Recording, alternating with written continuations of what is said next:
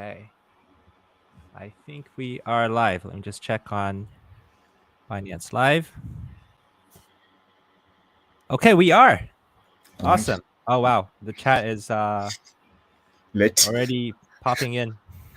Nice. Are there All fire right. emojis? Yeah. So, hello, everyone. Thanks again for tuning in to the Binance Singapore and AMAs. So we are launching a series of AMAs this month. I think a lot of people already joined yesterday. So once again, let us know where you guys are tuning in from, what country you guys are from, and what time it is for you. So again, for this AMA, so we've already distributed, we've already chosen a few questions beforehand on Twitter. Thank you guys for posting and submitting those quality questions, which we will pick today and have our guest answer. And then during the AMA today, you can post or comment quality comments. We will choose. Excuse me. We will choose questions or comments from the live comments today for a chance to win the giveaway today. So yeah, let's jump right into it. So good. Really glad to have you today, Veron. Do you want to tell the audience one or two things about yourself? No. Yeah, of course, no. Yes. The answer is a yes. so glad to be here. Thank you so much for hosting this. Yeah, hey guys, this is Veron here from Hashflow, the co-founder and CEO. And yeah, I think we've been, doing Hashflow for the last two years now, nearly 2 years. Prior to that, interesting thing that people don't know about me was I was an aerospace engineer. So I used to build like satellite systems, and I was like a space nerd, and I wanted to be an astronaut. But I still want to be an astronaut. But I think crypto is also fun. So there was an interesting journey to go from space enthusiast slash aerospace engineer to crypto. So that's sort of a little fun fact. But I also, in a free time, enjoy surfing and dancing. So if that helps, if anyone cares. And you're also skiing right now, right? I am into skiing, but I'm not as good of a skier as I am a surfer. Right, so I've been surfing for a lot longer than I was skiing. Like my co-founder though, he grew up in Romania, so like he literally was born in a skiing resort. So he's like skied all his life. Uh, I, on the other hand, wasn't quite fortunate enough to be blessed with the snow-clad Alps. Yeah. But I had proximity to the ocean, which helped. So yeah, a really interesting background. You said you're in aerospace. I guess there are a few people in crypto that's involved in space and crypto, right? The other one is probably Elon Musk. But how did you get into crypto? I suppose Interested I in the took story. the word to the moon too literally or figuratively, as you can. Faster way to the moon. So I was like, okay, well, this is one way to get to the moon. No, joking, just kidding. But I think my transition into crypto was, I would say, it's more ideological, right? To a massive degree. Like I got into the space around like 2015-16 time zone, and it was a funny story that I was in the space industry at that time, didn't know much about crypto or money or finance in general, and a friend of mine, I ran into him. Well, not friend at that time, but I became friends with him in a hot tub, and he started telling me about Ethereum, and I got curious. I was like, "What is this? This sounds really interesting." And then I went down the rabbit hole of just uh, crypto, but not just crypto, but money in general. And I think one of the interesting realizations that occurred to me at that time, the insights you call it, is crypto is to money what the internet was to the flow of information, right? So more broadly speaking, if you think about money as a technology, then before 2009, you can think of this technology being run or enforced upon you through the big governments around the world who had monopoly on this technology, and you as a user had no choice but to comply and use this technology, right? So it's like there is a tech, and someone forces you to use that tech, and you have no other choice to switch to anything else, right? So it's a system of compliance to a massive degree, and what crypto did essentially is it basically removed that constraint, and it said money could be a free service that anyone can offer, right? So long as there is enough incentive for anyone to accept something as the incentive design choice, uh, that would be treated as the unit of account for trading something of value. So in that sense, if you think of fiat as a uh, as a highly optimized rent seeking mechanism, or a memeplex, right? Then crypto is basically removing that and turning this into a choice that anyone can opt into, right? And that to me was like super interesting, because personally I cared about things like self sovereignty and freedom, and just having the individual make the choice for what's good for them. And I think this to me like resonated a lot. That was like, fun. I should look into this more, right? So that kind of how was the tipping point that got me into the space for 2.5 years to 3 years to follow. It was just learning how to build things in the crypto space, and started Ethereum development and so on. But 2019, 2020 is when the Hashflow thing happened. But that's been the short journey of how things unfolded. But I can also go into the philosophy of money and so on, and earnings if you want to. But that's a different rabbit hole. So Seems like we'll need to have a series of AMAs just to go through the background of your crypto stories. But I guess on this question about the team and the backgrounds, I think this would be a really great first question. So by Shalba 101, congrats. So other than yourself, can you give a brief introduction of the people on the Hashflow team? yeah, no, absolutely. So I think what's funny is like I'm the likely the least smartest person on the team. So I think my other co-founders, pretty much most of the team is like interestingly enough, they're all Web2 natives. Most of them come from Airbnb. Like I think Victor, he was at Airbnb for like 4.5 years. He was a staff engineer there, and then prior to that, he was at Facebook. Went to Oxford for CS and so on. What's funny is actually Victor and I were competing in the same Olympiad back when we were in high school, but we didn't know we were doing that. So we found out like a few 10 years later when we actually met here.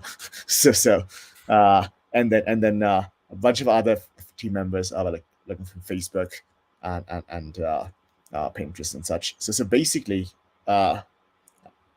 we pretty much poached all the smart people from Web2, who don't like Web2 or ideologically are more in tune with the crypto mindset, or the libertarian anarchist mindset, but not so much anarchist really. We still like rules. It's just I mean, the real disruptors normally have a deep understanding of how Web2 works, right? So having this background deeply involved in this, you would know the inner workings of those, and that's why I guess that's one of the motives on why you jumped out and created your own project. What's funny now I think about it is 80% of the team is from Facebook. So I just realized like literally everyone we post was including a design, engineering, and Victor is from Airbnb, but he used to be at Facebook before that, right? And even our investors like Electric was a lead investor, and Hasib, Dragonfly, which we'll go into, they used to be at Airbnb and Facebook as well. So I think there's a pattern here. So if do we have any Facebook employees in the audience? Are you guys still hiring? We are still hiring. We're hiring us 2 backend engineers. So yeah, I think this is the time. This is the time. Be sure to shout out. So Johan, if you can help us choose help Hashflow also choose hiring candidates from the audience as well. But yeah, I think a great background. I also met Victor myself when he visited Taiwan. Really great person, really smart. But yeah, I think a great team really is the foundation of a great project. But I think a good follow up as well is other than the team, I guess investors are very, very important to a project's development. If you could touch on this. Yeah, absolutely. I mean, we put the list obviously on the website, so if anyone just scrolls down all the way down, they will see it.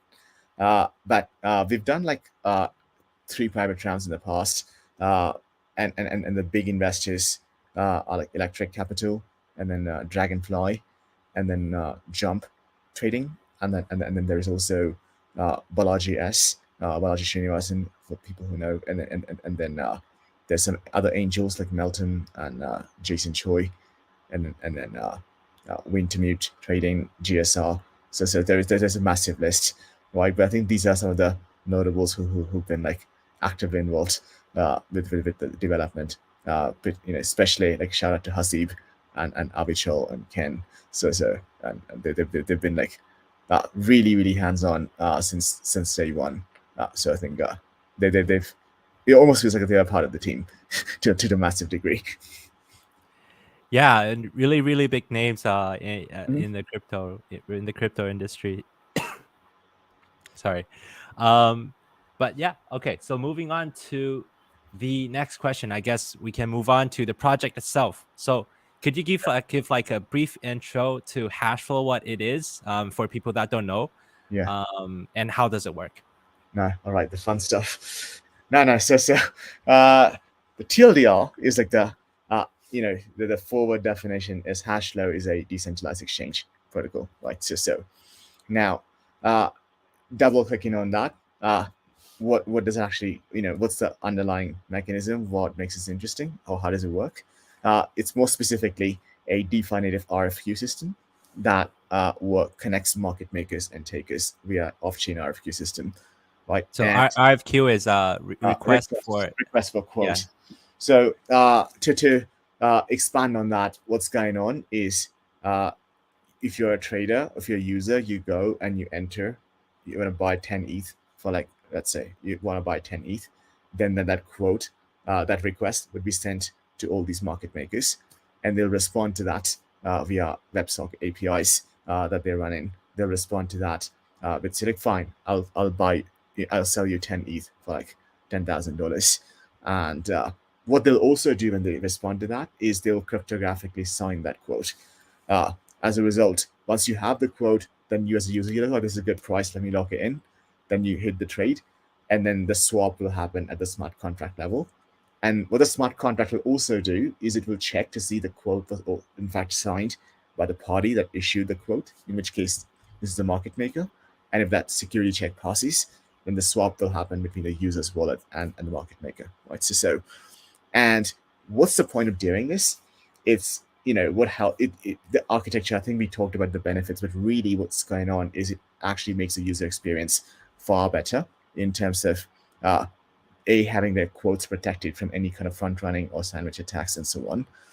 It makes the price discovery more efficient because uh, most price discovery happens using limit order books, right? And then if you wanted to do like these trades without the price being impacted significantly, I think a common term that we use in traditional exchanges is OTC, or over the counter trading, where if you want to trade large trades or even small trades without impacting the markets significantly, then you would typically work with market makers directly to get these quotes, right? So that's the same mechanism that we apply here, but we do this in a more programmatic way, so that anyone can just simply go and then just request a quote and get it, right? So it's almost like OTC on steroids. Now, again, interesting because it cryptographic signatures means there is no front running or MEV attacks that we can talk about, but also your price discovery is far more efficient, and it also allows you to do more interesting things that on-chain pricing may not, uh, you know, permit, and things like doing cross-chain or being able to price non-delta one assets like derivatives and so on, which are really difficult to do if you are fully relying on on-chain pricing mechanism without any external feedback, right? That's sort of the general idea of what Hashflow is doing, and the primary goal is to really build a robust trading experience where people can trade any asset, any chain, with all the complexity being abstracted away from them, and just being able to trade without any counterparty risk, right? And then we're building the fundament or the primitives. We've started the RFQ, and now a bunch of interesting things are on the roadmap that are about to come this year. So exciting times. Awesome. Thank you for that very, very thorough explanation. I think just to jump back one bit, so Hashflow is a decentralized exchange, right? So Yeah. DX, a DEX. Just like Binance is a centralized exchange, users can go onto it to trade tokens, Hmm. to trade assets, right? And I think I see we have some good follow up questions here. You went into how Hashflow is different from other DEX Hmm. from other DEXs. So I think one thing you mentioned is RFQ. So average artist asks, so what is like in traditional finance? You mentioned like you made the comparison also with something like an OTC where where sort of like the vendor is the request the vendor for the request for code or the market maker. Um, and how is it better than AMMs? And if you could touch a little bit on what an AMM is in the context of Hmm. other DEXs. And then I think the user also knows that the other dexes that we normally see in the markets are like Uniswap, SushiSwap, which are prominent names when people think about dexes. Hmm. And why does this request for quote really change the way user will be able to trade? Absolutely. I think before we even go to AMMs, perhaps it makes sense to touch briefly on what MMs even do. I mean, Yeah. right? Uh, so I think that one of the key things for any exchange, right? Forget kind of DEX or a centralized exchange, doesn't matter. Like for any exchange to work, is they need liquidity. Liquidity is the king, right? So as a user, if you're going there to buy or sell any asset, at any given time, you need some counterparty on the other side who's willing to buy or sell assets to you, right? And if you don't have that, then you have a bad experience, and then you would just never trade, right? So at least you wouldn't go on that venue. So uh, this is basically what many of the professional market makers do, is they play this role of being the counterparty to every trade, where if you want to buy ether, they will basically sell it to you, and if you want to sell ether, they'll buy it from you, and then they'll have their risk strategies behind the scenes that they will use to stay delta neutral and not be overexposed to the risk and so on. But the general idea of a market maker is to provide this liquidity on a platform, right? So that even if you go on Binance and you see this order book and all these price levels and trading taking place, right? So behind the scenes, you have market makers who've been providing liquidity along with just traders who are trading against them, right? So there's, and then the order book is doing all the matching, and that's kind of what leads to price discovery, right? It's like if you go to an auction house, like, hey, I want to buy ETH for $10, $10 1 cent, $10 2 cents. Then someone's going, oh, okay, I'll buy it for this price. Then you lock it in, then that becomes your market price, right? And then that bidding and asks, the process continues to go, right? And that's what results in the price moving up and down over time, because what's going on is this whole process is called price discovery, and it's usually taking place on your limit order books, right? So it is safe to say that limit order books are the most efficient way to enable price discovery and trade, right? And that's how historically trading has been for the longest time. And now, I'm actually going a bit low back in the history because I think this context is important to understand how AMMs work and what they do, and I think where we think the future is going to be. Right. Uh, the same fundamental. This was like how trading worked in like Wall Street or New York Stock Exchange and so on. Right. And then crypto came in, and then exchanges like Coinbase, Binance came about. Which I think before Binance, you had like things like Poloniex, Bittrex, other, or Mt. Gox even. Right. So the infamous, if anyone remembers that. So what they started doing is they started taking users' money in their custody, and then use that to enable this trading, because the whole idea was trading at that scale was not possible because of limitations of L1 blockchains and them being slow. And as a result, if you want to enable fast, efficient trading and price discovery, you need some kind of an off-chain order book mechanism that allows people to do that. And the best way to do it is let people be like, hey, give me your money, I'll store them safely, and then I'll use that as the backing to basically enable liquidity in these books. And at some point, when you want to settle, take your funds out, they'll do an on-chain transaction to send your money back, right? That was the mechanism that led to the centralized exchange mechanism, right? But then uh, there's many hacks in the 2016-17 period, which kind of led to this new movement of building order book on chain. I think if anyone remembers, Ether Delta was one of the new things that came about in 2016. At that time, it was a fully on chain order book built on Ethereum, and then 0x came from that. So 0x basically took the framework of Ether Delta and turned that into APIs and said, well, anyone can start an exchange using 0x APIs that resembles what Ether Delta looks like, right? So that was the phase one of Dexys. And the whole motivation to create that was to say, like, okay, well, we don't want to have any centralized party custody our money. Because if the whole point of crypto is be your own bank and not give your money to anyone, then the whole sentiment was exchanges are acting like centralized bankers who keep your money and then do things behind the scenes which may not be visible or transparent to the end users, right? So, but again, unfortunately, we were hit by the limitations of L1, and as a result, it wasn't as scalable as we thought it would be, right? So, and it's also really challenging to build order books on chain, which actually work. So there was mechanisms where you do off-chain order books and then you do matching and then you do on-chain settlement. But at the same time, still building a UX that is as seamless as something like Binance was like really difficult to do on chain, right? So even the hybrid models were interesting, but they were not like that great. Like Radar Relay or something like that came about. But again, it was okay. And then came 2019 Uniswap, right? This is now we are entering the AMM territory. And this was the key novelty. You can say the 0 to 1 novelty that basically created the whole excitement around DeFi summer, right, and led to everything else that followed, right? In fact, even Hashflow, to a large extent, the inspiration came from Uniswap, and then like, well, we can improve the design further, right? And the whole idea of AMMs, we touched base on what market makers do earlier. Like we said, they're responsible for providing liquidity. But what AMM said, as the word stands for automated market maker, right? They said, well, let's not have any market maker anymore. In fact, anyone can become a market maker, right? And the way you do that is anyone can just passively throw in some money in a smart contract, and your smart contract will use some math formula to determine what the price or the exchange rate should be, and it will use that exchange rate to give user a quote, right? And this is where you may have heard of this word called bonding curve, which is nothing but a math formula that basically sets the price of an asset using this curve, right? And that price moves based on how the price in the market moves to begin with. So the general idea is the way AMMs work is by taking LP capital, which is anyone can put money in the smart contract. And then what the smart contract does is it keeps adjusting the price as people trade more and more against it.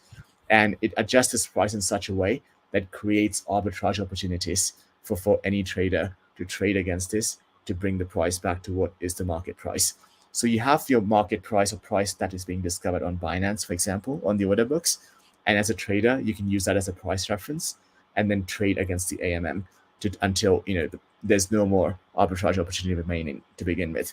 So this is good from a trader point of view because you always have an arbitrage opportunity because the curve keeps moving back and forth around the mid-market price.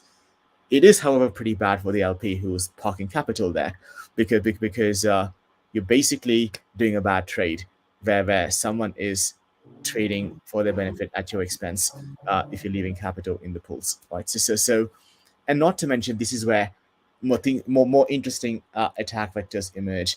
Things like I think we talked about MEV and sandwich attacks and front running and so on, because again, the entire pricing is being done on chain using a curve, right? And we can dig deep into what MEV and sandwich attacks are, but I just want to set that context on as a result, as a taker, right? It's really, especially if you're doing really large trades, unless you have tons of capital in the pools, it's really difficult to get like really good price without the price having massive what you call slippage in terms, because if you have very low capital, then the more you buy, the price moves exponentially to infinity, right? So as a result, to reduce that impact, you have to have tons of capital, and if you don't, then your price is like not as good, right? So that's one of the shortcomings, you could say, of AMMs.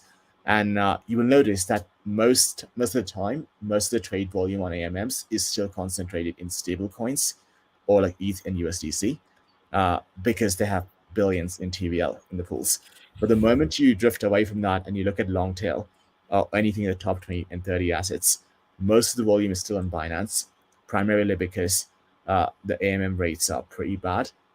And the reason is because there's not tons of liquidity in there, right? So obviously the one way to solve this is to increase the liquidity in the pools by adding more and more assets, but then that's not the most efficient way to use capital, right? So this is sort of the design constraints that we started to think about on how can we solve these things, right? And this is kind of where we think RFQ comes in and comes in really, really handy, because the same market makers, now we're revisiting back again, we're removing the A from the AMMs and saying, let's just use professional market makers once again, who can give you quotes, and then a user does the swap. And because the quotes are, or the pricing is happening off chain, you don't have to worry about any on chain constraints that will impact the price. And as a result, you don't need tons of capital being parked in the contracts to achieve the same result that you would with an AMM by adding a lot more capital in the pools, right? So the general idea of Hashflow here and RFQ is instead of using a bonding curve or some kind of pricing mechanism on chain, you're just letting your market makers give you a quote directly. The same market makers are already providing liquidity on other C5 venues like Binance and such, right? And then they're able to hedge their risk, but then also they're giving you quotes here and they're cryptographically signing it, which means you get to avoid or circumvent your MEV or front running attacks. And also just because the pricing is happening off chain, you don't need to lock in tons of capital in the contracts. And it doesn't matter what kind of asset class it is, you can actually get a pretty good rate that is at par with what you would see on things like Binance and so on, right? So that's the general benefit of using an RFQ, is it actually scales DeFi in terms of cost and price efficiency, and also just makes the market structure far more robust than an AMM would, right? That's a long, detailed answer to a very short question, but hopefully No, thank you. this summarizes everything. No, I think that was super informative. But let me try to summarize that for some of the audiences who might not be able to keep up. I'm also trying to learn along the way. I think you obviously are very knowledgeable of your history around the evolution of dexes on chain, and the financial the traditional TradFi instruments, and how it was implemented on chain. So I guess essentially at the start there was, for crypto, there was centralized exchanges like Binance, or at that time other exchanges, where if you want to trade crypto, there was an order book, right? So if you go on to Binance and you go to BTC USDT trade, you'll see on the left side there's there's an order book, right? So if you want to sell BTC, you can see how at what price, how much BTC, how many BTC someone is willing to sell, right? And then the same for the buy side. And the convergence of this is, like you said, is the price discovery, or the market price.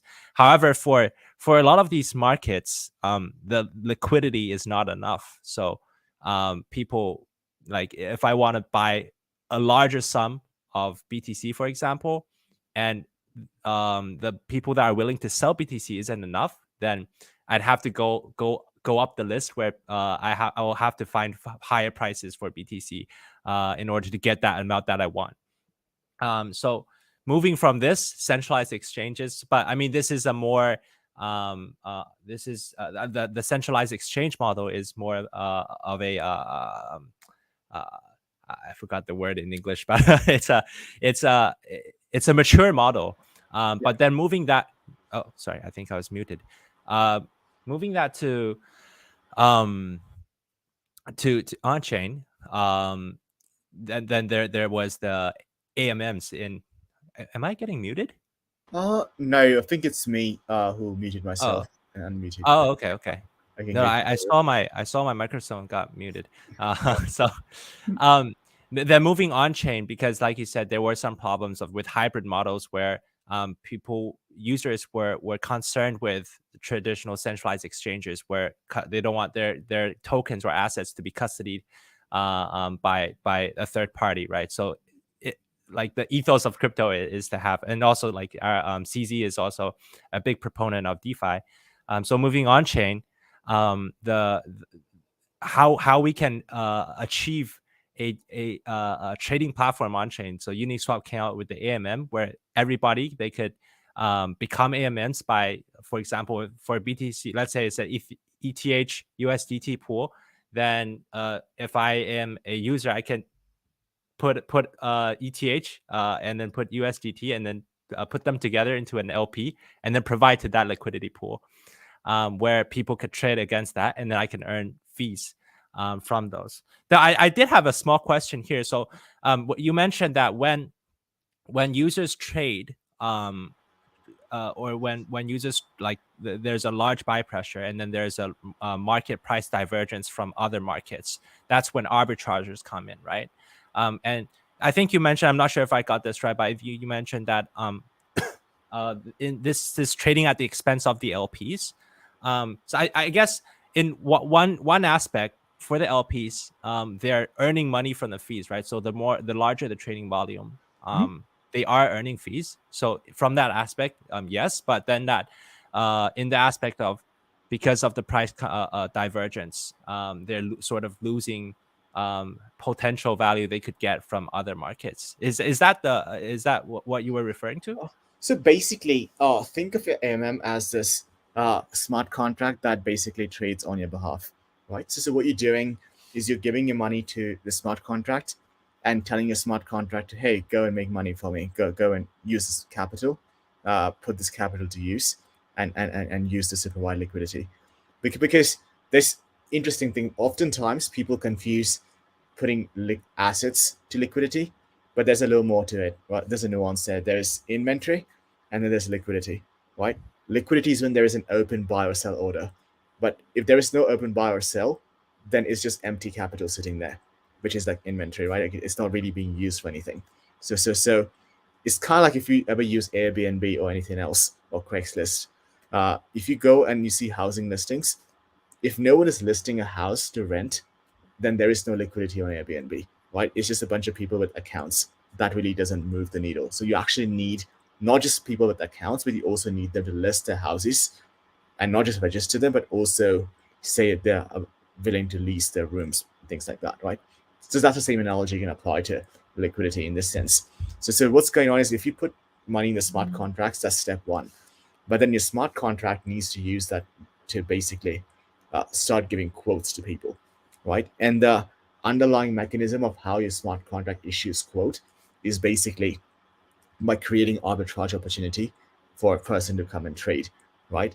And if your contract is designed in such a way that it will always create arbitrage for a person to trade against itself, then really the person who's losing here is the one who put capital in, because it's not really a smart trade, right? Because it doesn't factor in the market conditions, and it's not using that to adjust the risk or anything. It's just simply using the same formula. No matter what happens in the market, it will always continue to give quotes. And this is kind of where your LP is kind of losing, right? So even though there's LP fees, but I think there was an interesting tweet thread that came about like a few months ago that dissected the analytics, and it said like that the LPs net took like about 170 million in loss for the last year or so, right? So because there's no design where everyone is going to win, right? If it's a trade and someone is winning the trade and someone is losing the trade, and typically if you're saying you're always going to create a winning opportunity for your trader, then the losing person is always the LP, right? So or at least in most cases. Yeah, like this so is a perpetual like money. recently, So I think recently there was the GMX with the Mhm. they had a token which was acting as the counterparty to Mhm. all of the trades, right? So Yeah. but I mean in terms of like Uniswap, Mhm. uh, the LP they would endure impermanent loss, like Yeah. if there were price fluctuations, whether it's going up or going down. Um, Yeah. but I mean, in terms of like, when you say there's always going to be a loser in term for the for the counterparty, in that sense, would that be the LP? In this case, yeah, because the LP is just putting money in the contract, right? And the contract is trading with the traders. So if your trader is the one benefiting from that trade, because there is a fair price in the market, and your smart contract price is slightly away from that fair Mm-hmm. price, which means which to many people they describe that as impermanent loss. And then unless the market price again fixes itself to the point where the pools are balanced, you are sort of losing that money there, right? That's basically the net loss your LPs encounter. But I think to summarize all these things up, right, the main concern people had was they didn't want to custody their funds with centralized venues. They wanted to trade at a venue that had no counterparty risk. And they wanted something really, really simple. So what Uniswap invented is a simple calculator that anyone can go interact with. There's no other complexity.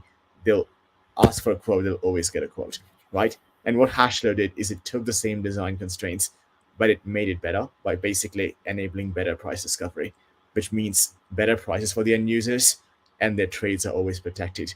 From I think a new question, what is MEV and how is Hashflow MEV resistant? So things like these. This is where I think when users ask why should they trade on Hashflow, that's the answer. Is that your trades are protected from all these kind of attacks. You can trade any size and you can trade most asset classes without that kind of a price differential.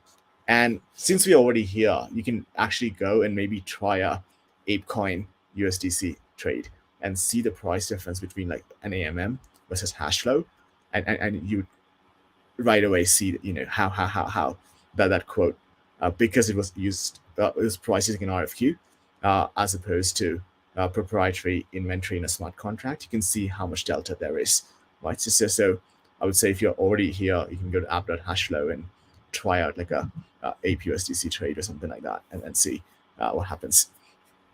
And especially for pairs that are not that popular in a sense, Mm-hmm. I think the price and efficiencies in the AMNs wouldn't be as efficient Uh, as would that be the case? uh, can you repeat the question?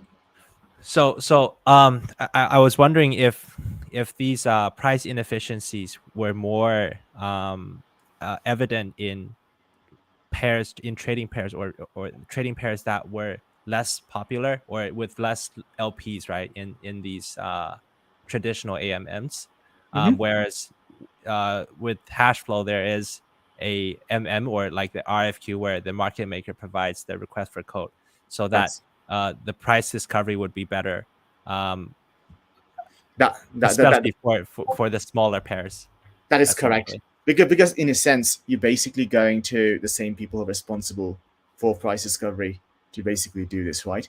So an example right now, I'm on the terminal.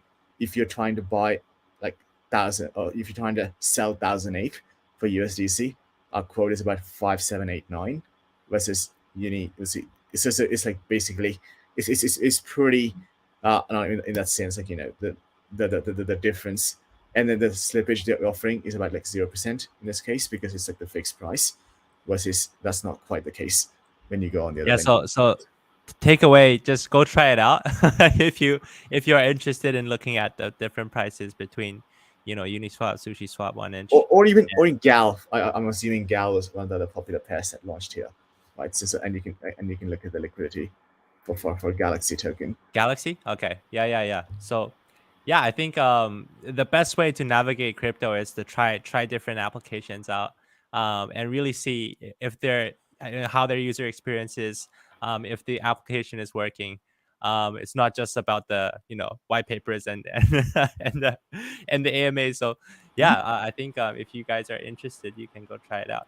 But yeah, I think this question we can delve deeper into. Mm-hmm. So MEV, I think this was a topic that was pretty hot as last year since with the Ethereum merge, Mm-hmm. and this became a topic where I think the concept of the staking validators front running users or traders, Yeah. especially on with AMM models, and so with like you mentioned, with the RFQ model with Hashflow. Could you explain a bit first on what MEV is, what front running is, and then how Hashflow would be sort of MEV resistant? Yeah, I think I will speak more in the context of trading, right? What MEV stands for is like it's minor slash maximal extractable value, right? So what really MEV is it's basically the value that can be gained from the power to reorder transactions in a block, right? So if you're a miner, then you basically have the power to a produce these blocks, but also order the sequence of transactions in a block, right? And what this means is that if you're someone who's trading, or if the trading happens on chain completely, where the price of the asset is done on chain, that basically it's a transaction, right? And every transaction that happens on chain moves the price a bit. And if you have the power to not only have the last look on these incoming transactions, but also have the power to order these transactions in a certain sequence that can move price in a way that is favorable to you, then this becomes a very, very favorable trade for someone who can exploit this, right? And that's basically what MEV is in this scenario, right? So as an example, because you can do stuff like this, like you see a big trade coming in for ETH, so what you do is you buy a bunch of that and then sell it after, right? But then now, what you've also done is that you've inserted this other trade that you saw was going to change the price in your favor. And by doing that and ordering in a way that you favor it, you've made a risk-free money, basically, right? And that's basically what your MEV such sanction attacks are, right? And this is more prevalent if you trade large size trades. Because if you're doing a large trade and you see this opportunity coming in, you can instantly exploit that, right? So that's what we really mean there, right? And there are different ways. There's obviously flashbots and all these guys who've been building various mechanisms to uh, there's a big debate on what's good MEV, bad MEV. So we'll not get into that for now. But really, what they're trying to figure out is how can we bribe these miners to make sure that the user at the end of the day gets the best of the bargain, right? And what we said is maybe we can remove most of the complexity, at least in the context of trading, and just use off-chain pricing, not use on-chain pricing, right? So use RFQ again to basically get the quote and have it pre-signed.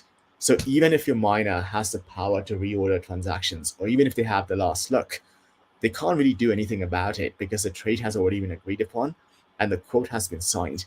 So they can't really go and front run that transaction because there's nothing to front run. They'll have to again go and RFQ themselves, and they'll get a really different bespoke quote. So as a result, them having knowledge and of the incoming transaction and the power to order this transaction doesn't really impact the pricing because pricing was never done on chain to begin with, right? So that's the whole idea of how we circumvent that problem, right? So that's the general idea of MEV and how we are solving for it.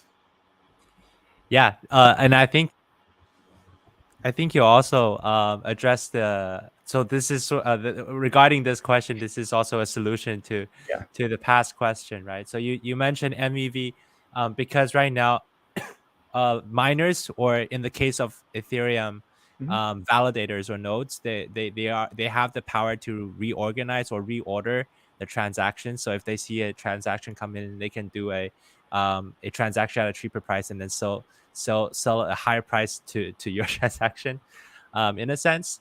So if we have it pre-signed, could you explain a little bit of the content? I like not too technical explanation on how like pre-signing would actually solve this problem, or regarding to this question. Yeah, so the idea is your market maker is giving you quotes, right? So as a result, they basically, you're getting quotes from them and they are signing it using the public-private key combination. This is kind of how every crypto transaction works. Is if you want to initiate a transaction, you have to sign that transaction using public key cryptography, right? I, And then the idea is the other person can use your public key to derive and derive your public key from the signature to ensure that only the person who issued the quote was the one who in fact approved or authorized this transaction, right? So and you're applying the same fundamental to trading itself, whereby you're signing the quote and your smart contract does the check, but the price was already something that was again it's like you and I agree on a price, and then you sign that, and then the smart contract, all it does is it makes sure it checks the signature. So if a third party sees that, they can't really do anything about it because any of their actions are not going to change the price that we already agreed upon, right? So that's the general fundament, and the whole idea of why we need pricing or signing is because if you don't sign it, then basically then it's hard to prove that the market maker in fact issued the quote. Like Mm. technically, I can just pretend to be a market maker and say, yeah, this quote came from me, and there's no way to guarantee that I'm not lying, unless, of course, the market maker signs it. Then I cannot pretend to be the market maker because clearly I do not own their private keys, right? Because they own it in their own custody.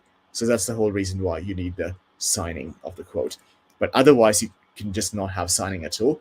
But having that signing actually proves to you that the right person authorized it. Uh, and for context, I don't think order books on centralized exchanges use any kind of signing mechanism.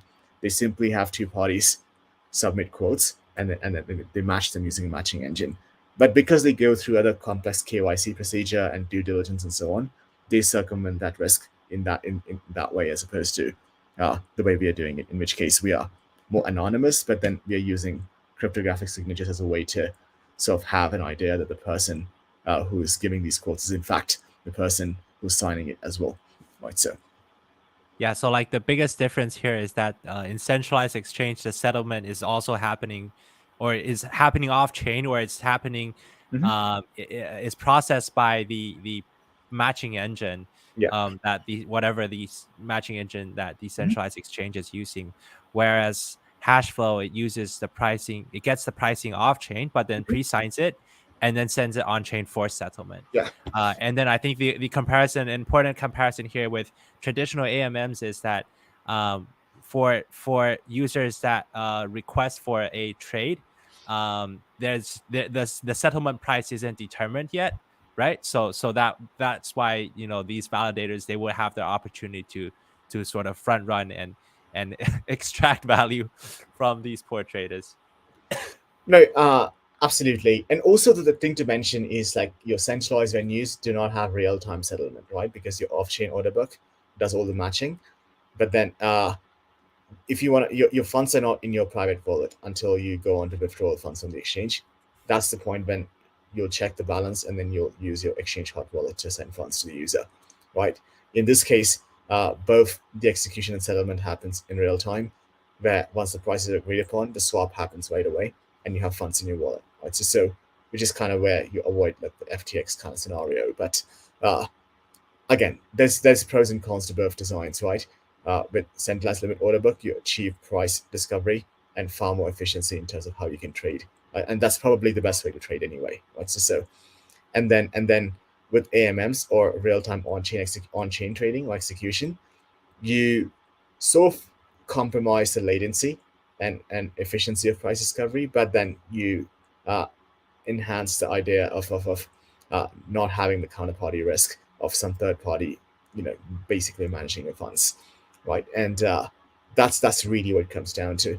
So they have both pros and cons. And now, if you have to compare with AMMs, and what's the trade-off Hashflow made compared to AMMs, because nothing is perfect, right? So the trade-off we made is liveness assumption or uptime assumption, right? An AMM would be live so long as the underlying blockchain on which it's built is running, right? So like as an example, Uniswap will only go down if uh, Ethereum itself goes down, right? So until then, it will continue to give you quote no matter how bad the price is, right? So it will always be there. In case of Hashflow, because you're relying on market makers to fetch quotes, it is possible that sometimes a market maker may not give you a quote if they think it's a bad trade, right? And they'll likely have some other thing take on that quote because again they don't want to be the on the losing end of the trade, right? So at least not take on that risk. So you can achieve near like 99% uptime, but with Ethereum, with AMM, you get 100% uptime, right? And that's like you can't really there is no 99.99%. But I think that's an okay trade off as long as you can deliver near 100% uptime, with while improving on other aspects of trading, right? So that's so how you think about it. Yeah, it's the overall user experience. If they're getting better prices, I guess Yeah, 1 or 2 minutes off, yeah, not being able to use it would be yeah. all right. Better Um, prices and also making sure that they essentially receive what they were promised. Like if I'm seeing on my UI, I'm gonna get like 5,000 ape for like $100, and then finally end up getting like 4,000 ape instead, that's a bad UX, right? Mm.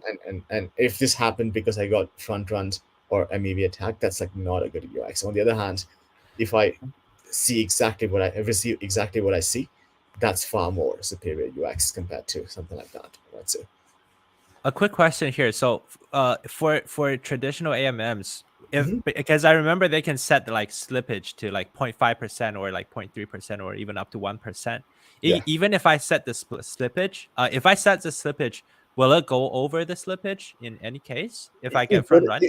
it wouldn't. The transaction will just fail, Yeah. right? Oh, okay. Okay. So you'll just say like, oh, the tolerance was set to 0.1%. Looks like this is gonna be much worse than that. So uh, you will get that low nice TX revert error that you've been used to if you And isolated it. the gas fee will still be spent, right?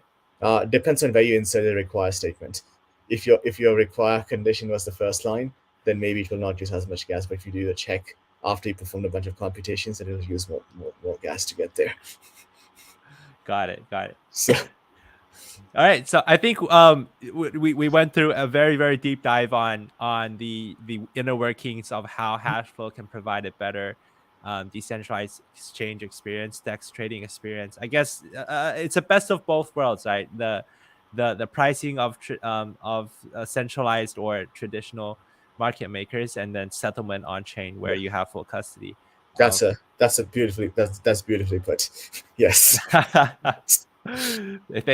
Thank you. Learning so much from the explanations. But yeah, I think moving on to the next questions, and I think for these three questions, congrats to you guys. Thanks for these great questions. But moving on to the next question, this is from the live comments. So King Kong asks, so HFT, of course, there is a token which was launched on Binance, launch pool last year. I guess many of you probably know of this project as well, our Binance users. But what are the what is the HFT token? What are the utilities? And So, maybe we can move on to the Hashverse as well. oh, the fun stuff. Okay, so HFT stands for high frequency trading. No, just kidding. It's a Hashflow token. So it's a play on the word high frequency trading though.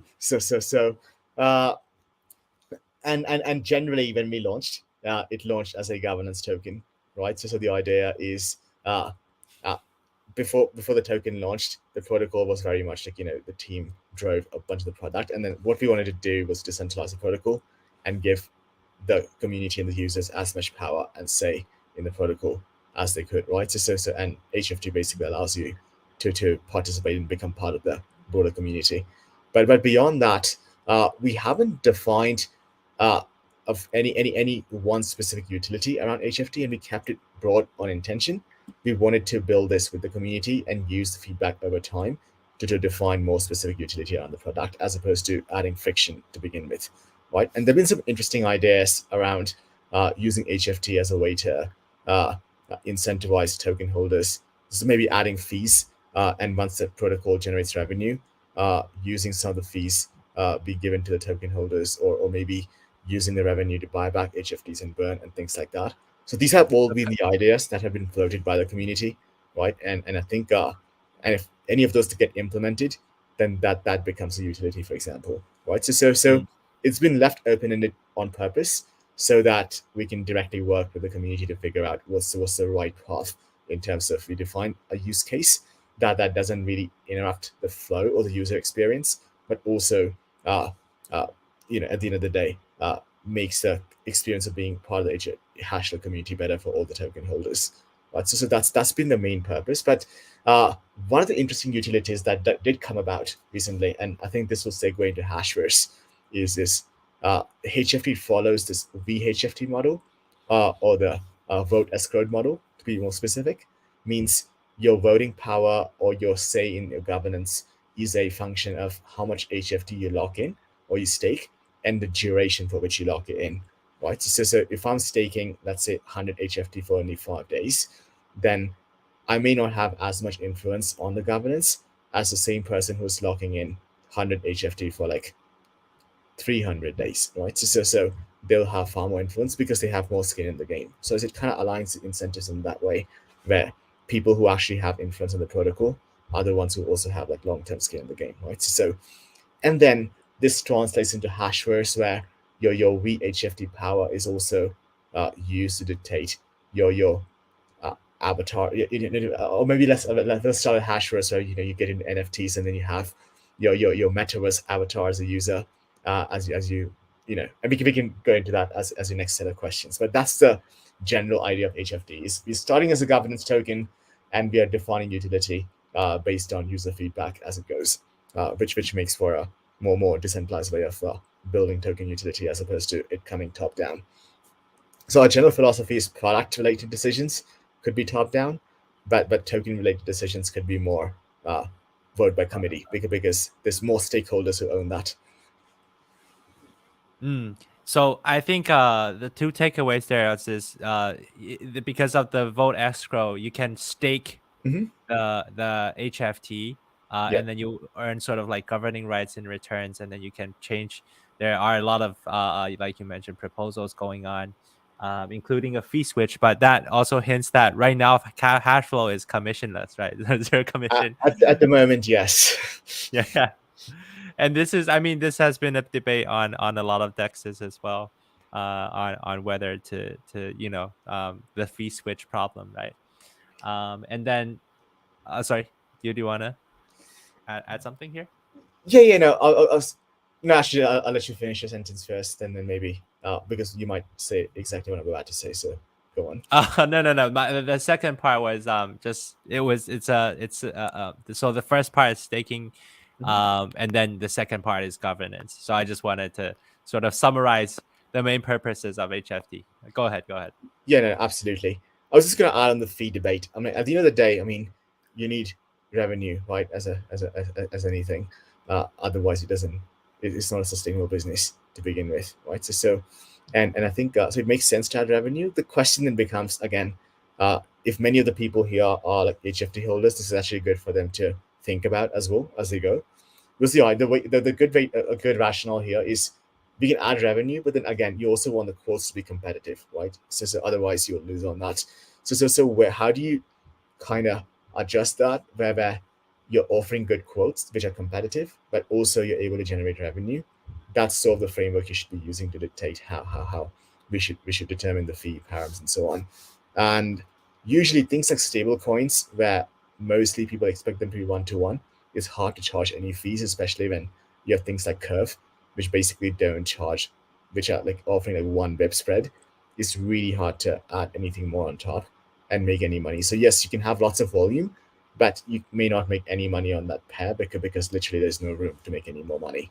On the other hand, uh, long tail assets which have like wider spreads, you can actually be a little more aggressive in terms of charging fees and still end up making money because pretty much everyone is offering like 30 web spreads, 40 web spreads, right? So in that scenario, even if you add 5 web fee, you will actually be able to be more competitive, for example, right? So this is a hypothetical I shared, but that's just a framework to use to figure out how to determine revenue streams in the future. Mm.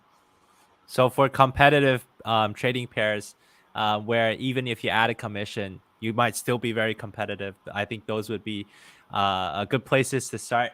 And I Yeah, think Uniswap also starts with several pairs. I think their proposals that haven't been implemented yet, but yeah. Yeah. we'll start with specific pairs first and then move forward.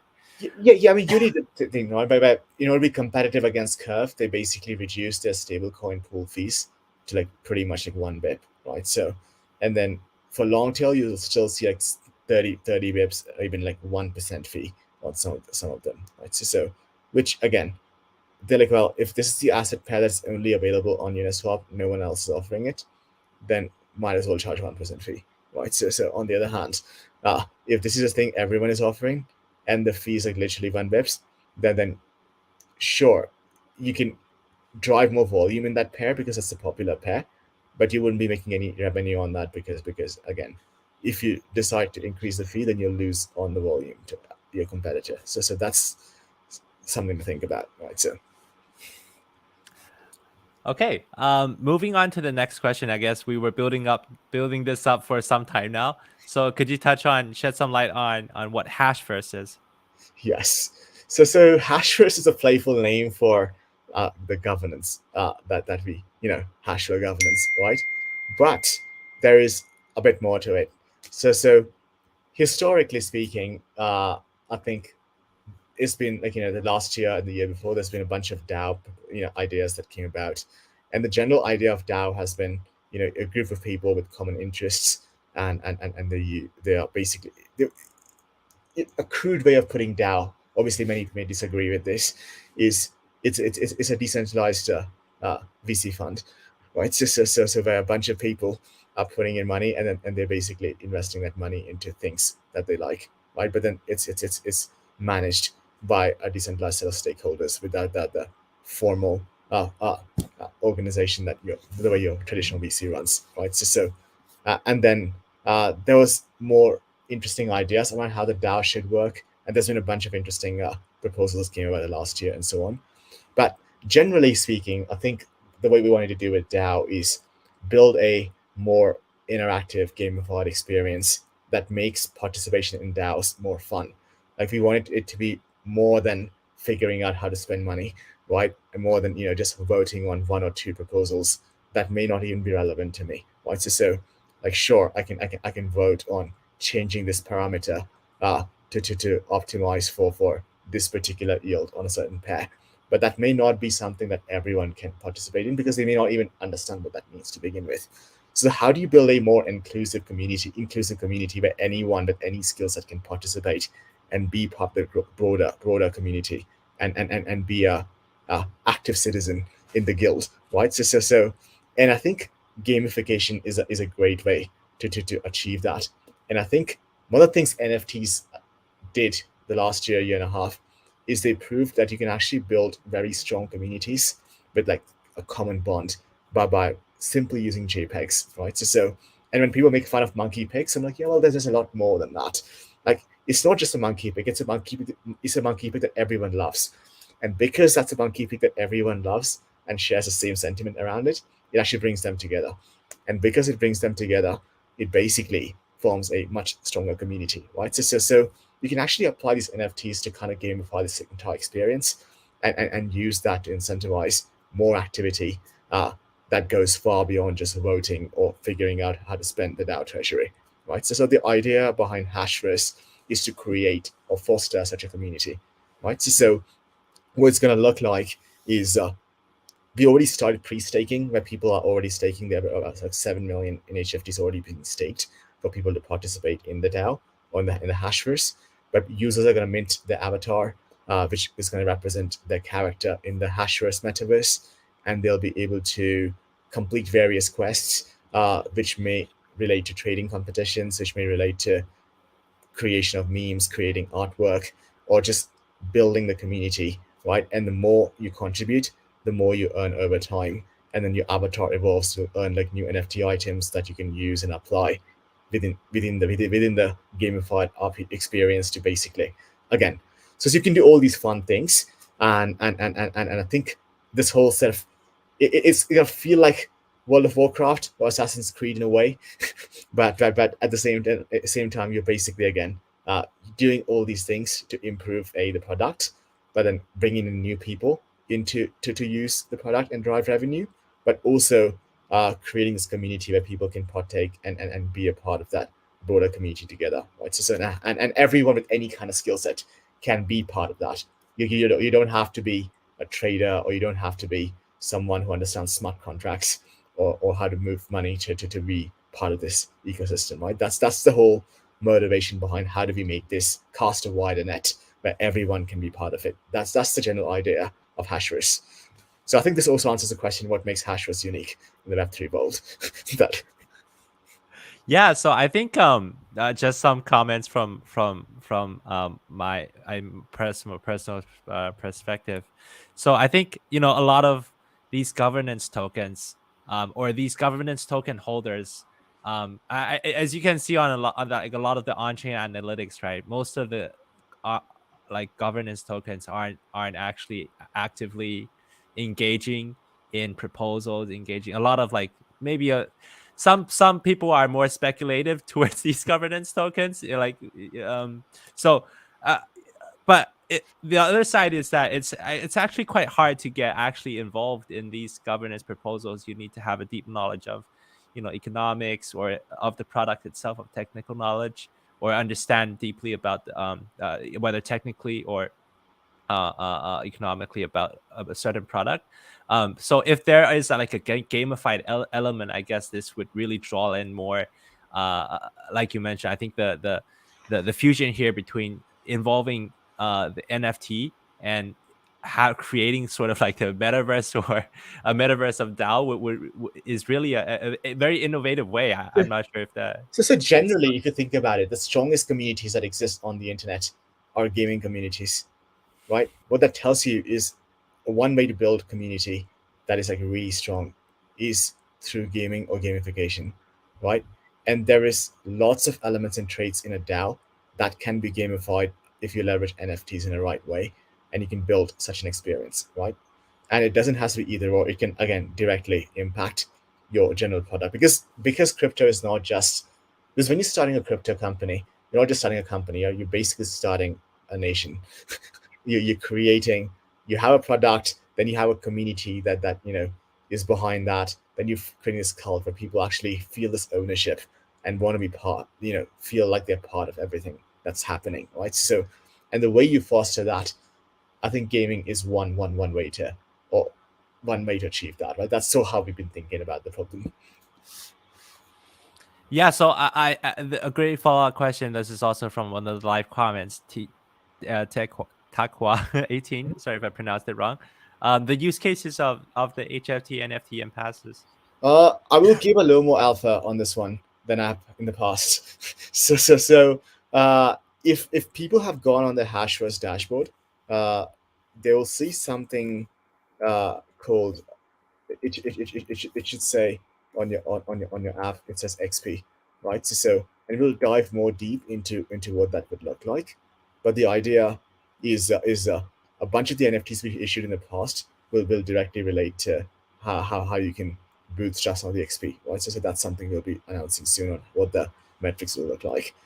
And then beyond that, we've also issued like the NFT called a creations coffer, which give people some power boost when they stake tokens, but then there'll also be more utility around that once the actual gameplay begins. But people will be able to use these in-game items to basically maximize their power, their damage, and if they are competing on different quests, they'll be able to utilize these NFT items as if they would use like items inside an RPG game, right? So if you've ever played Assassin's Creed or Counter Strike, you can see how people use these weapons and armors and things like that to basically gain advantage over your other opponents, right? And as you go towards building or completing the quest. So that's sort of how we envision these items to be used, and we'll release. The smart contracts have been sent for audit, and I think we'll be releasing more details around the mechanism in the upcoming weeks. Definitely looking forward to it. All right, so this, I think, congrats to Shreya predicting this question, predicting this answer. I guess aware of the time, let's take one or two more questions. So I guess a good wrap up question is, what's the anything that we can expect upcoming in 2023 Oh, and the roadmap? a lot. So I'm excited for it. So Hashverse we talked about, and we'll be shipping Hashverse this quarter, right? So that's the first thing to look forward to. And then we also, in our roadmap that we published, if you go on our Twitter, I think we already published the roadmap on what to expect this year. And I think one of the other things that we'll be launching is until now Hashflow cross chain, which we sort of didn't talk about in this area, but that's fine. But generally, Hashflow does support cross chain swaps and without using any bridge. So as a user, you can simply natively swap any asset between an EVM chain, like you can send Ether, receive BNB, without having to use a bridge in like one single transaction, right? So that's a really powerful feature, and it's even more powerful because uh, again, it has the same properties of no front running or MEV attacks, even if you're trading across two different networks, and you'll be receiving exactly what you were promised, right? Even if the transaction is taking place across two different chains. So it's that's already live, and we'll be expanding this to add like a non-EVM chain to it, and I'll let you guys guess what that non-EVM chain would be in the meantime. But many of you would be happy to see that once it goes live. But the idea is to add a non-EVM extension, but also support non-EVM to EVM cross-chain. But that's something we plan to add along with Hashverse. And then we've talked a lot about price discovery on this call. And as you can tell by now, I've been like pretty opinionated about how order books are a great way to do price discovery. So that's something we've been heavily researching. And I think that's something that we should be looking forward to this year. And the idea is to build something as seamless as Binance in terms of user experience of trading against an order book, but without custody and counterparty risk. So I think that could be interesting. Right. So I think that's sort of the goal and the holy grail to get to, and then hopefully we'll deliver on that this year. Right. So that's something too. Because if we do actually achieve that, that'll be massive, right? Because you're basically saying you will be able to circumvent things like what happened with FTX and so on, and still get that kind of experience where you don't have to worry about any friction. So that's kind of the holy grail of trading, and that's kind of what we want to get to, right? So I think, and hopefully this is the year where we accomplish that. So, Okay. So and if last anyone wants to question. help with that, we're hiring. You don't have to be at Facebook for doing that. You can be a non-Facebook person and still apply. Uh, you can DM me on Twitter. Or you can that and my DMs are usually open, right? Yeah, or I don't know, just message Larry and Larry will tell me about it. So Yes, I'll have a secondary career as a hiring manager for, for Hashflow. So I'll put your Twitter up afterwards. But for the last question, I guess this will be a quick one. So this is also one from the live comments. Why do you call it Hashflow? why do I call it hash flow? So it's a spin on the word cash flow, right? So traditionally, when you talk about cash flows, right? Uh, and the idea is in cryptocurrency, uh, your money or cash is represented as a cryptographic hash function, right? So it's anytime you move money, it has to be secured through hashing, right? So basically, what you're seeing is a massive flow of hashes or hash functions, and hence the word hash flow, because it's the word, it's a little play on the word cash flow. It's very catchy. I think a good name really contributes to a good development. But yeah, That, that, if you that, guys that, are interested, that, and I was also very picky about naming, where I'm like, okay, we should not name anything that is not 2 syllables and 8 letters, and does not have a .com yes, available. So I think that's very, very important. It's good. I think that you're able to get the HFT yeah, is also is also very, very very good with the high frequency trading how do you say connection there. yeah, exactly. A play on the Yeah, words. yeah. So yeah, you can follow Veron on Twitter at Gangdolf the Brown if you are interested in. You said two backend engineers. Yes. Uh, Also follow Hashflow, and you can DM either Hashflow, the corporate account. It's not as corporate. We try to be more lighthearted with our tweets and Community. meme games. So if you've understood by now, we don't take ourselves too seriously, but at the same time we do build serious products that can be so yeah, you can write to us both on Hashflow or just DM me or Victor for resumes, and or just and we'll go from there. Yeah, so we do have this on replay. So if you didn't catch that, you can go to the replay after that, or you can go to our YouTube where you can scroll around, and then the Twitter for at Hashflow would be directly at Hashflow. You'll find it on Twitter. So this last part is really for me to summarize what we've learned today. So I actually took this off. Hashflow HFT launched a learn and earn course on Binance Academy recently. It's a great content. Really gets you up to speed on what Hashflow is.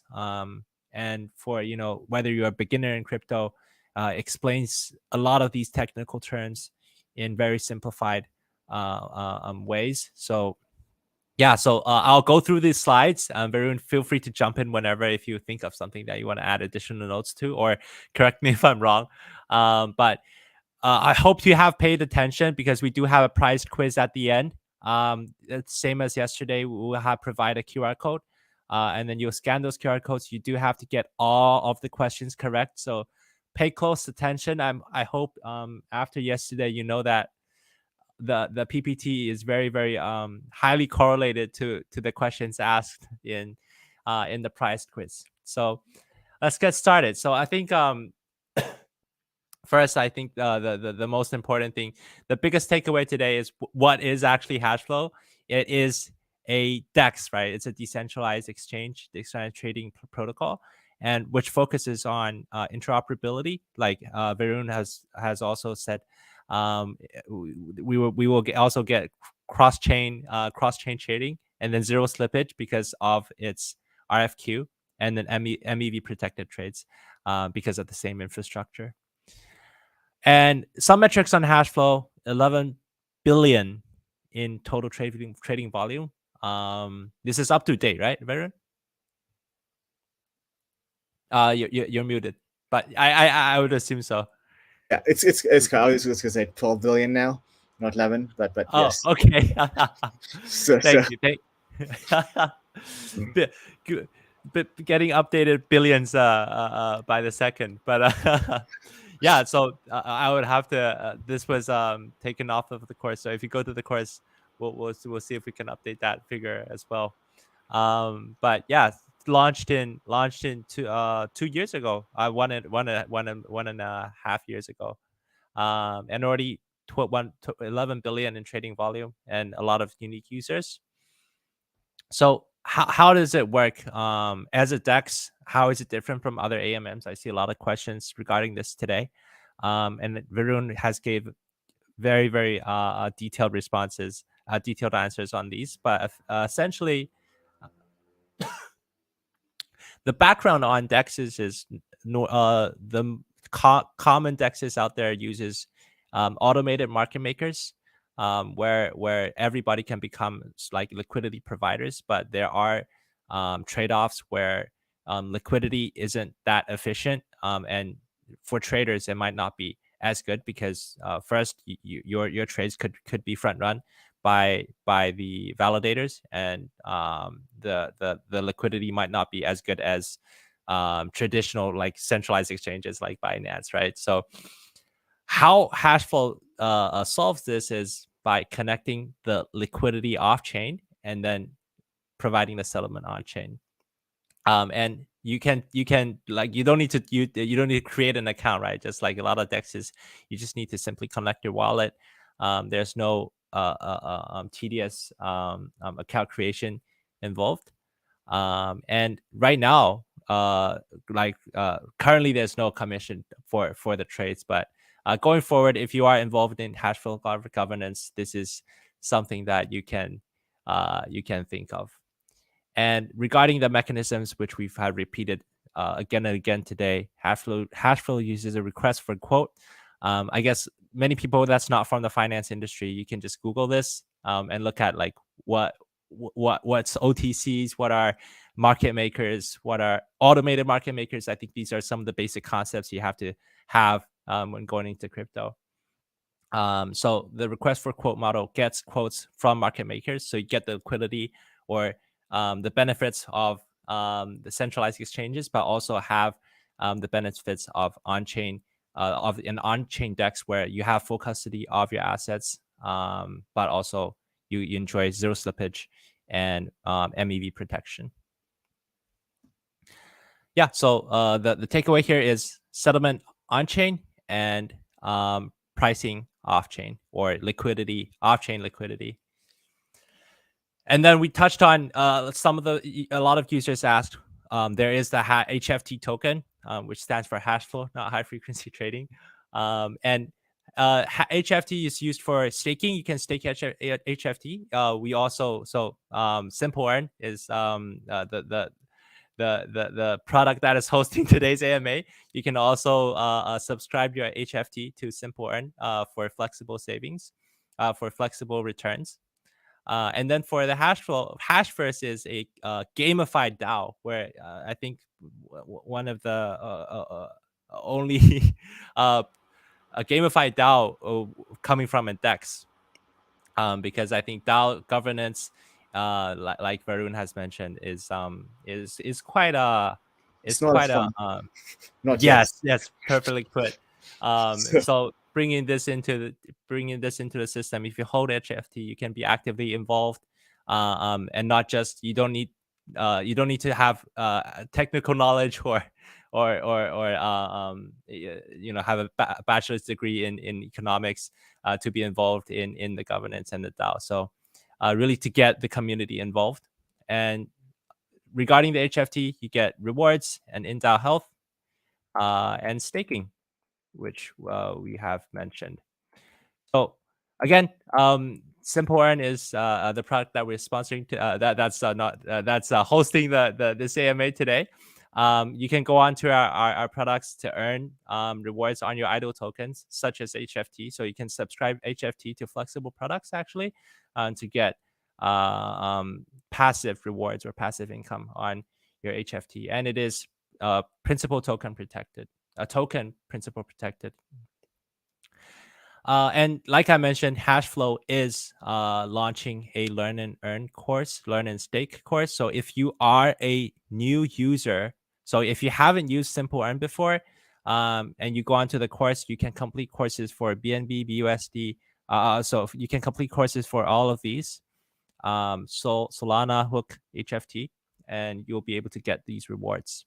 If you are a Simple Earn user, you can complete courses for the BNB and BUSD. And I think crypto is one of the fewer places where you actually get paid learning, and actually where you can build self-development and earn some money. So I hope you guys have paid close attention to the slides. There is going to be a replay after the AMA ends, so you can go onto YouTube or stay on the Binance Live for a few minutes to wait for the replay. But you can scan the QR code on the right side to submit your feedback. And there is a prize quiz with questions. And you do have to log in. You only get one chance to submit. I will only take the first submission. This will go on for 1 day. I'll close the survey in 1 day. And the rewards will be distributed in 30 days, both for the questions that have been chosen today and for the people who have completed the prized quiz. But yeah, thanks guys so much for tuning into the AMA. Varun, how did I do summarizing HFT? I was muted. I think you're muted again. No, it was perfect. I think it was a pretty good summary actually. I was going, well, maybe we should use this content for ourselves too, because it was pretty well done. Maybe one small correction.